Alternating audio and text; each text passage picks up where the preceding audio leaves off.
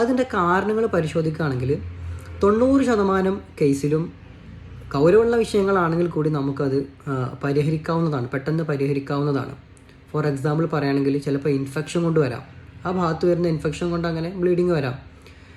പിന്നെ ഗർഭപാത്രത്തിനകത്തോ പിന്നെ മുഖത്തിൻ്റെ ഭാഗത്തോ വരുന്ന പോളിപ്പുകൾ, ദശകൾ കൊണ്ട് അങ്ങനെ വരാം. പിന്നെ ഗർഭപാത്രത്തിൻ്റെ ഉള്ളിൽ വരുന്ന ഫൈബ്രോയിഡുകൾ, മയോമ പോലത്തെ ചെറിയ ചെറിയ മുഴകൾ കാരണം ഇതുപോലെ ബ്ലീഡിങ് വരാം.